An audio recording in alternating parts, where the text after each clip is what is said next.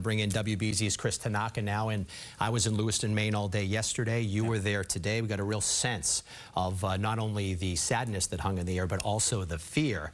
Let's bring in our security analyst, Ed Davis, as well. And Ed, from what you're hearing here in this news conference, to hear where this happened, not far from his car, near a rail trail, not far from where divers were today. Give us your sense of what you're hearing, what strikes you about the finality of what happened here and the investigation that led up to it.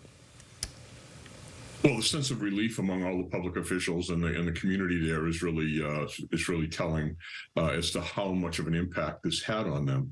But I think back to the perpetrator, to the suspect, and what happened in his mind. And I think it's very interesting that he may have had mental health problems, but he was organized enough to have a plan. And the plan was that he was going to go to certain places, kill people.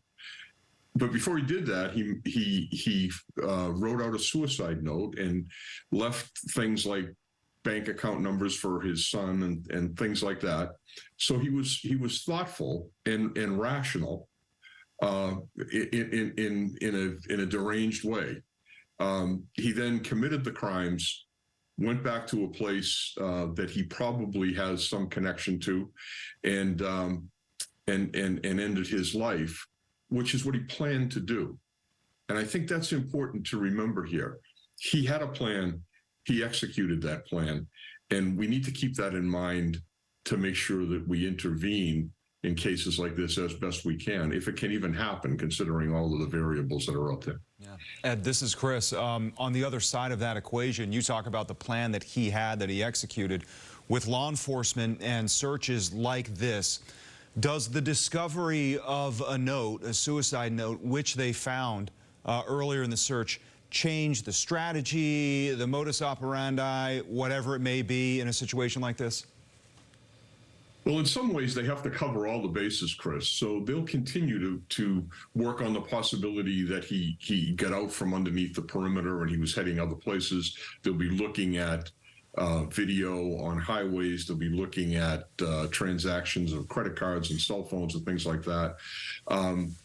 But it does refocus you on the local angle when you see something like that. You think, all right, this may be a ruse. He may be doing this to put us off the trail, but we need to go back and redouble our efforts in the local area, go back to where he was, walk that path, stay on top of that end of it, and to make sure that that is totally clear. And a very similar situation just happened in Maryland with the individual that murdered the judge there. He killed himself not far from where they had last seen him, but he managed to secrete himself a little bit, and it wasn't easy to find him. So it was great that they went back to the basics and started over again and got this guy. And Ed, the phrase shelter in place will always have a real powerful meaning here in Boston and across the greater Boston area, because we all remember after the Boston Marathon bombings and the manhunt for the Tsarnaev brothers, after the shootout in Watertown, that this entire area, the entire state, was in a shelter in place. When you did finally find the last suspect, there was just an amazing relief for people here, and you were certainly at the center of some of that relief as people surrounded police cars, as they cheered you on.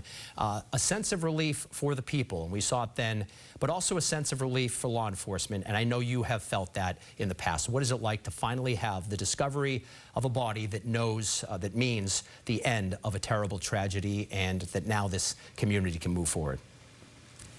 Well, it certainly means a lot to the police officers in Maine, the individual officers who've traveled in from Massachusetts and New Hampshire and Vermont, from all over, to feel that appreciation, to understand that when people are really afraid and in need, they do call on you. There may be a lot of controversy out there. There's a lot of people that don't like police, but the bottom line is, we're providing an important service to the community, and situations like this really do define that. It defined it in in April of 2013. It's happening again now, and I think it makes the police certainly feel appreciative of the support that they get.